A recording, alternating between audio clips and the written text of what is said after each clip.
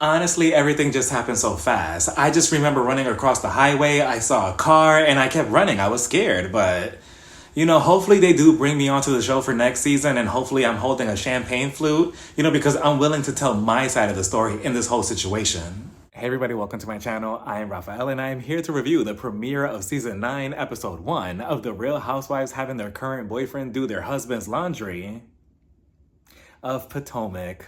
So we start this season off with a reenactment of Karen's DUI situation, and we see it from her perspective as she's driving in the middle of the highway at nighttime with blurry vision. The car is going in and out of the highway. Next thing you know, we see a paid actor, or at least a paid animal in this case. A deer jumps into the middle of the road, causing Karen to swerve and hit a tree. Now, to whoever's idea was it to recreate this whole DUI situation, you do know that you're going to hell, right? Like, just straight down to hell first class. Like, this was just so uncalled for and so dramatic. Had me thinking I was watching a deleted scene from the Fast and the Furious franchise. I expected Vin Diesel to just pop up like, it's about family, right? I'm like, what is going on here? And then it said 20 minutes later, Karen Huger was arrested and they started putting all her charges. Driving under the influence, driving recklessly, her registration was expired. I'm like, damn, Karen, what in the set it off is going on here? I was waiting for one to pop up and say, Karen Huger and Queen Latifah just robbed a bank and now they're being chased down a highway. Even though some of these charges were just very petty and we didn't have to know about them, like this one. Failure of license to notify administration of change of address within 30 days. Like, okay, how does that move the plot? Like, can we stick to the DUI, please? I feel like Charisse has something to do with this one. Like, she probably called in like, hey, can you just say that this is anonymous, but make sure that you check Karen Huger's address. I'm pretty sure that you'll find something. Like, I know a Charisse scheme when I see one. But Karen, shame on you. Like, Karen, come over here. Come over here. I know it's the first episode, but come over here. Come over. Lower your head for me. Lower your head. Okay, give me 1 second. Okay, I'm going to take away your Grand Dame crown and I'm going to put it right here. And when you start acting like a Grand Dame again, then I'll probably give it back. Because what is this, Karen? Like, this is terrible, reckless behavior. Like, you could have unalived yourself or unalived somebody else on the highway. Luckily, you didn't do either, or else we'll be having a whole different conversation. Like, and we all know that you have the money for an Uber or a Lyft. Sometimes Lyfts are cheaper with a, promo code. Or you could have called Ray. Like, Ray, yeah, he could have been at home resting, icing his knees, eating some peanuts. But you could have called him like, hey, Ray, I decided to come down to the bar to get a couple of drinks with the girls. Do you mind come picking me up, please? But you didn't. Instead, you put yourself in this situation, and now we're here. So then we see a month later, and we see Jazelle. Jazelle, she's on her way to Karen because she wants to pick her up. She wants to see what's going on with this whole situation, as if they didn't already talk about it on the phone, but okay. And, I will say that I did like Giselle's outfit. Who said that? I will give her kudos. I love the outfit, the jean look, and, moment of silence for that. Let's just pray that this season we have a good amount of wardrobe from Gizelle Bryant for once, and... But she calls Ashley Darby, and why is Ashley still on the show? And she's telling her that, she's going to check up on Karen. She's concerned. So she gets to Karen's house. Karen comes out with Ray, and Ray is just so adorable. He waves goodbye to them as they drive off like a proud parent seeing their child go to school for the first time. I'm like, oh, Ray, so cute. Now take your ass inside and get some rest. And Gizelle, I will give her this because she gave Karen a lot of grace about this whole DUI situation, because as much as she's been dragged on the show, or just in general by everybody, including Karen, she really could have took it there with her and really took it low, but she actually gave her grace because I really do feel like both of them genuinely love each other, and she's very concerned about this. She tells Karen, Karen, we're not going to take the same route that you took that infamous night, so we're going to take a different route. So as they're driving, all of a sudden we see some deers just jump out in the middle of the road. The producers were hiding in the bushes with those deers, just waiting for Gizelle to drive by like, okay, on my cue. I think that's her truck. 3, 2, 1, go, jump. Like, please, I know a scheme set up by Todd when I see one. So they get to this breakfast place, they order some food. Gizelle, she's asking Karen, Karen, you're my friend, and I'm concerned about this behavior because this is very unusual for you. What exactly happened? All of a sudden, Karen turned into Erica Jane, and she was like, well, I can't really discuss it right now because it's an ongoing legal matter. So when I get more information, Gizelle, I'll be sure to let you know. How convenient is that? Because just last season, Karen, you were the same one questioning Robin about this, that, and the third, about what was going on between her and Juan. Yet now that it's your turn to be questioned, it's, oh, I have no answer. It's a legal matter. I can't really say much. How interesting. So Jazelle, she's like, well, I mean, I saw some articles online about the whole situation. And Karen, she was just like, well, you know how to read, right? Now, see, if I was Jazelle, all that care and comfort that I had for you, Karen, would have just went out the window. I would have been like, okay, look, you alcoholic bitch. Like, how are you being shady towards me? And I'm just trying to care for you. So then the waiter comes over, which I feel like he was secretly one of Karen's assistant. He gives her a free donut. Jazelle is just like, why does she get that? And he read everything off the script. He was just like, Karen Huger is an amazing person in our community and has been coming to our establishment for years. I have never seen her order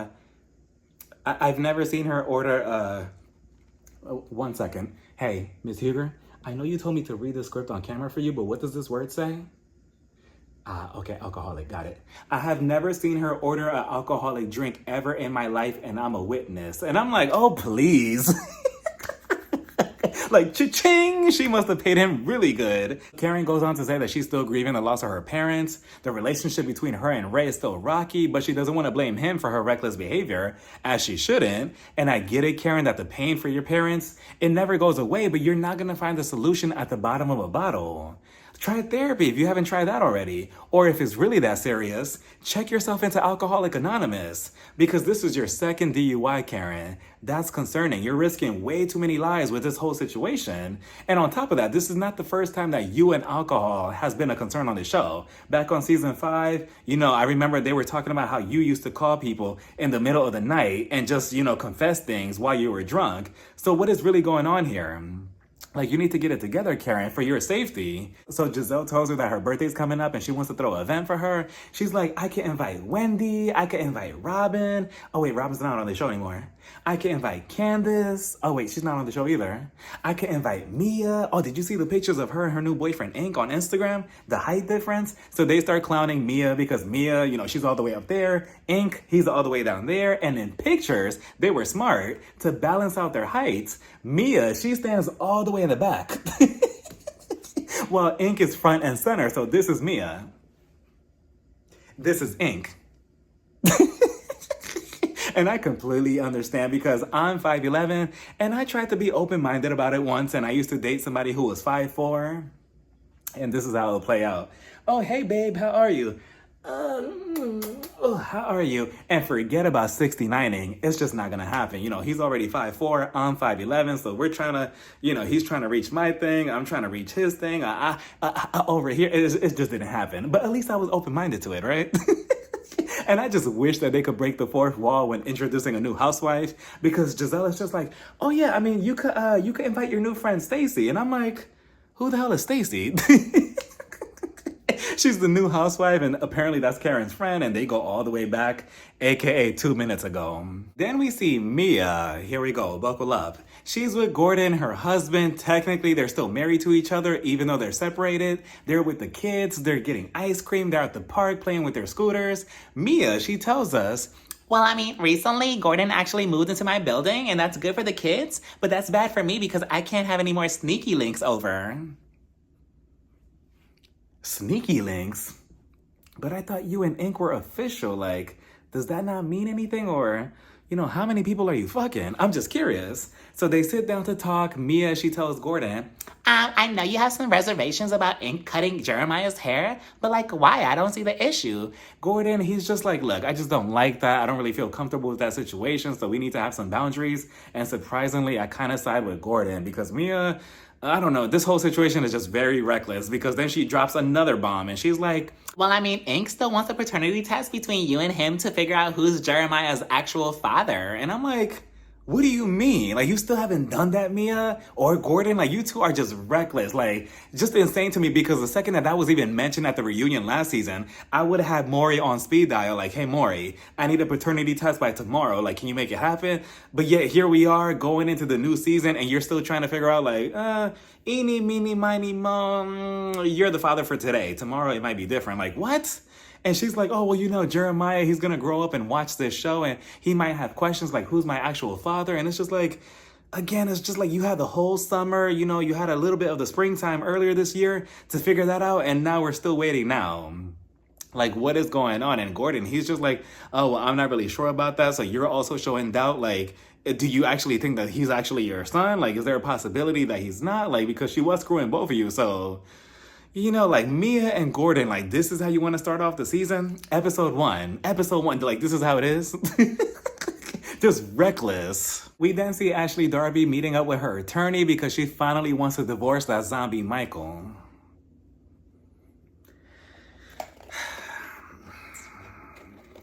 Ashley, you want some lip gloss? Your mouth doesn't get dry talking about the same thing over and over every other season? Like, let's just bet $5 now that by the reunion, she is still going to be married, technically, with Michael, and nothing is going to change. She says, oh, I'm just ready to be over him and ready to find somebody new, but first I need to test drive a couple of cars. Like, Ashley, nobody wants to test drive your beat up bucket.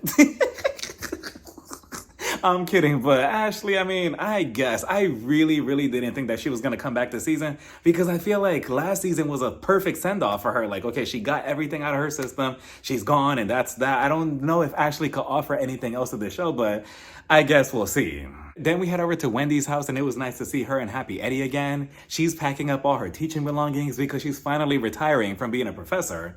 And this is no surprise because she's been wanting to do this ever since her first season on the show. So now she took the leap of faith, and now she's gonna be happier. The question is, what is she gonna do next?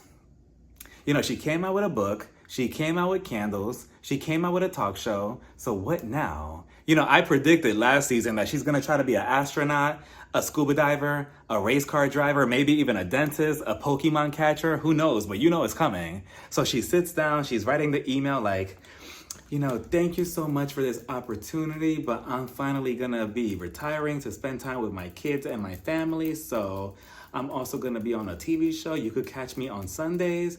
Thank you for the opportunity. Hit send. Oh my God, I can't believe I just did that. What did I just do? I can't believe it. It's so surreal. The second that the cameras went down, she was just like, okay, bravo, you got the footage? You got the footage? Okay, good. I was just kidding about that. Please take me back. I was just lying about that. I needed a storyline for this season. She's like, I didn't mean it. But I'm pretty sure she's going to be much more happier. She only stuck around with it anyway because of her mom. Now, her mom, on the other hand, she is not going to be happy about that. The second that she finds out, ooh, I know she's going to call Aneka like, Aneka, I need you to take down my daughter. Karen heads over to this dress store ran by her friend Vivian, and this is where we're introduced to the new housewife of the show, Stacy. They always claim they know me. Come into me, call me Stacy. I'm the F to the E, R, G the I, the E, and can no other lady put it down like me. I'm Raffalicious. It's hot. But we see Stacy, she's walking in slow motion. At first, I'm like, why is she walking so slow? But she's walking in slow motion. And she's very pretty. And she's sort of, if you squint your eyes right, she kind of resembles the queen, Kenya Moore. She wishes. But she kind of resembles her. And she sort of has the same energy as Kenya did on season 5. So it could go either way with her. So she shows up, and her and Karen, she's being introduced through Karen. They've known each other for, I believe, 2 seconds. And that was it. Stacy, she goes in the back to try on some dresses, which I'm confused. Why were they trying on dresses in the first place? She goes back there, and then, Karen and Vivian, they have this very awkward, forced conversation, and Karen is just like, Vivian, did you notice that Stacy doesn't have a ring finger on her finger? What's going on with that? Where's the rock? And I'm like, that's a very odd thing to say, or a very odd thing to observe on somebody, but okay. So then Stacy, she comes back out, and she looks really, really pretty in all the dresses that she's trying on. And even that conversation was just very forced and awkward because Vivian's looking at her, and Karen is just like, Stacy, what's going on with the finger? I thought you were married or something. What's going on? And I'm like, what is going on? Stacy's looking at her like, huh? Like, this is my first time on reality TV. I don't really know how this goes. Come to find out that she's actually going through a divorce. So another housewife who's not technically a housewife anymore, and she's going to be single on a show about housewives. How groundbreaking. But, she met her husband who they kept blurring his picture out for some reason. I'm very curious to see how he looks. They met on a plane, they sat next to each other, and the rest is history. They have a daughter by the name of Arabella, who's 7 years old, and they've been together for 16 years. So I'm very curious as to why they're getting a divorce, but I'm sure we'll find out. And eventually, Stacy and Vivian, they start drinking some champagne. Karen, she's drinking some water. And Stacy, she's like, oh, wait, Karen, are you sure it's okay for us to drink around you? And I'm like, ooh, is that shade, Phaedra? Like, Stacy, what is that supposed to mean? I don't know. I feel like that was kind of like a dig at Karen. And Karen is just like, what do you mean, sweetheart? No, you could drink champagne. I have my water over here. I'm completely fine. I just can't drink because of my medication. And I'm like, I don't know, Karen, have your eyes out for her because I don't know about her just yet. Then we get to Jazelle's Hattitude get-together for Karen's birthday. And I swear the housewives are running out of ideas because what do you mean Hattitude? And what do you mean that each hat represents somebody at the table? Like, okay, so everybody starts coming in one by one. We see Ashley, Jacqueline, Mia's best friend, the one that they share men together. She's there and she tries to, kind of plant a seed already. And she's like, oh yeah, Karen is going to be here, right? Yeah, because she called me the other night and it was just very odd the way she was talking. So she's already trying to set something in motion. Keyword, trying. So then I believe Mia, she comes in with her new bestie and the new friend of the show, Jazzy. Jazzy is married to a football player and that's about it. She looks beautiful. So they sit down and Jacqueline is just like, yeah, Karen, she called me the other night and the way she was talking was just very, I'm not sure. Mia tagged me in. So Mia, she tags herself in and she's like, you mean drunk or like intoxicated? She was drunk, right, Jacqueline? And I'm like, oh, so both of you already planned to have this conversation about Karen. Okay, I see what's going on. And Jacqueline is just like, yeah, she kind of sounded drunk. And I'm like, maybe we should discuss it when she gets here. And I'm like, okay, Jacqueline, good luck with that. So then Wendy, she shows up and she looks so beautiful in this orange dress with a short cut. Jazelle, see, you were doing so good for this first episode until you opened up your mouth here because she's like, after my dad passed away last year, it really did set things into perspective how we have to have compassion with each other. Life is too short. It could be gone and just like that. And, me and Wendy, I feel like, we need to be in a better place. AKA Bravo or Andy probably talked to you like, hey, Jazelle, like, you and Wendy, you need to fake this relationship or both of you have to go. Or it's because Robin's not on here and you're on your little own island and now you need to, make peace with everybody on the show. Like, Jazelle, you're not fooling anybody. That sounds like a bunch of bullshit. Like, you mean to tell me that you were making Wendy's life a living hell on the show for the past, 2-3 seasons. And you were so mean to her. You tried to ice her out. And now all of a sudden, yes, I do feel bad for Jazelle, losing her father. But now because of that, all of a sudden you have this whole, a whole new world. In your mindset, like such BS. Jazelle, you are not fooling me. And Wendy, you are not fooling me either. It's gonna kill me to watch both of them be so fake towards each other this entire season just for the sake of the show. But who knows? It might be genuine. They might like each other in the end. Who knows? But I don't know. I couldn't do it. Like, yeah, I could be, cool with you for the sake of the show, but you'll never get a happy birthday text from me. So eventually everybody sits down. Karen, she's the last one to show up. She sits down and already people are looking at her like, okay, what's going on? Are we going to talk about the DUI, the elephant in the room? And I believe that Jacqueline was trying to bring up the phone call between her and Karen, but Karen shut the whole thing down being defensive. And she announced to everybody, I just want to know, do I have any soldiers in this room? Do I have any soldiers right now? Because I don't want any fake bitches around me. I don't want any fake bitches around me. So I need to know if everybody in this room is a soldier, you need to let me know right now. And I agree with Ashley. Who said that? I agree with Ashley. There goes Karen again, deflecting. Anytime she's put on the spot or they want to talk about her, oh, I can't discuss this. Oh, it's a legal thing. Oh, my lawyer advised me this. It's just like Karen always wants to put on this whole perfect image. It's just like, no, like we know that something's going on. Let us in. But and that's basically like a loyalty test. Like, oh, if you step to me about anything about this DUI situation, I'm going to see that you're not really my friend. So, of course, it puts everybody in an awkward situation. And unfortunately, nobody really questioned her or pressed her on anything just yet. But if I was at this table, I would have been looking around like, so all of you are her soldiers? Oh, okay, I guess I'm not. So, Karen, I have a couple of questions. Like, no, I am not your soldier, Karen. Like, but okay. So then they start talking about Mia and Ink's relationship, and Jazelle caught me so off guard when she asked Mia, so have you and Jacqueline shared him yet?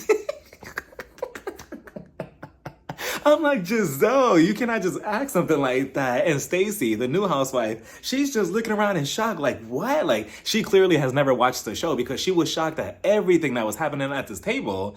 And I mean, I was curious because, both of them do have a past of doing that. Mia, she was just like, no, Ink, he does not play about me like that. We don't share him at all. Jacqueline is just looking at her like, well, that's not what you said last night, but okay. No, we don't share him at all. So eventually, I believe Mia, she continues on to tell us way too much about her dynamic, her little triangle situation with Gordon. And she's like, well, Gordon, he still needs me every now and then. So, sometimes me and Ink, we actually do his laundry, his underwear. So, Ink, he actually does his underwear for him.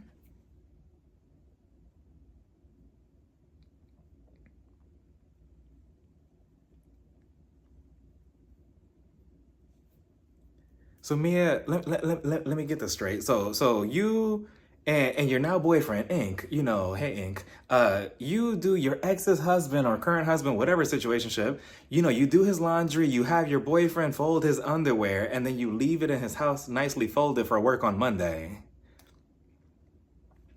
If I was Mia at this point, fuck it. All three of us are dating. There's a reason why I have two holes. Like, absolutely not. What kind of crazy situation is that, Mia? Like, Mia, you need to get it together. Like, it's only the first episode. So they're looking at her like she's crazy. And then Karen and Jazelle, they're like, we need to finish her out of nowhere because Karen, she was just like, well, first of all, Mia, I'm just very curious because I feel like the situation with your children, I'm not really liking what I'm seeing between the relationship between you and Gordon and the children, how they're being displayed and all this. And Mia, obviously, that really hurt her deep inside because you could tell that Mia's emotions started getting the best of her. Her voice started trembling. She started pulling like Candy from the Housewives of Atlanta. Her voice was trembling and she was about to cry. And I'm like, Karen, you're playing with fire right now because now you're talking about the kids. And again, it's just so funny because you could say anything about anybody else on the show or have your questions and comments about, Mia's personal life. But then we were just discussing you just a second ago. It was, oh no, I need to know if any soldiers are here. Like, no, you need to worry about your life and what you have going on and your DUIs and let Mia be a hot mess. And then what's her name? Jazelle. She also jumps in and she's like, yeah, I don't know. I just feel like, you're parenting and stuff about your kids. Yeah, that's kind of not safe to do. And I'm like, Jazelle, you're one to talk as well. You were just upset last season because Wendy allegedly made some face at you talking about your daughters going to school. And you held a huge grudge. You basically hated Wendy because of that as well.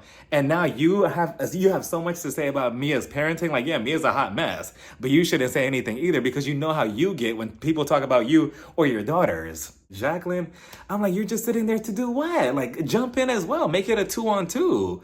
You were just letting your friend get chewed up. And I'm like, I feel so bad for Mia because I feel like they were being a little bit too mean with her. I'm like, okay, yeah, her life is just very like all over the place. But like, stop. Karen, again, your life is no better currently either. Like, so then Wendy, she tried to jump in and she's like, look, I just feel like, right now everything's being too heavy on Mia. She tried to defend, Mia, but Mia, she starts getting emotional. She starts crying and she's like, you know what? No, you're not going to talk about my parenting like that. Like, you're not going to talk about my kids and my relationship with them. Like, you know what? No, I'm getting up. No. I'm getting up. No, because you're talking about my parents like that. I'm leaving like that. Like, no, I'm a good mom. Like, I'm not doing this. So she walks away. Now she's in the bathroom. Jazzy, she goes after her. I believe Stacy went after her. And so did Wendy. She's crying in there. And her cries were very loud. I mean, she was just in there like, no, I'm not doing this. No. Oh, I'm not doing this. No, please, get the cameras out the room. Like, close the door. And I'm like, damn. I just feel like both of them were being way too harsh towards Mia. Now, if Mia returns the same energy back to both of you, specifically you, Karen, about your DUI and everything that you got going on, then I don't want to hear it. I hope she does go full throttle at you because both of you, like, were so mean to her. Like, they really just broke her down like that. Like, that was crazy, but we shall see. It was a cute premiere. It was nice to get to know the new cast, and I just felt like it was kind of like fresh. It was kind of slow, but again, we're getting introduced to everybody. And where's Kiarna? Kiarna is the other new housewife, so hopefully we get to see her the second episode, but we shall see. Let me know what you all thought about this entire premiere, and what did you think about the dynamics and the new housewives down in the comments. Bye, everybody. Mwah.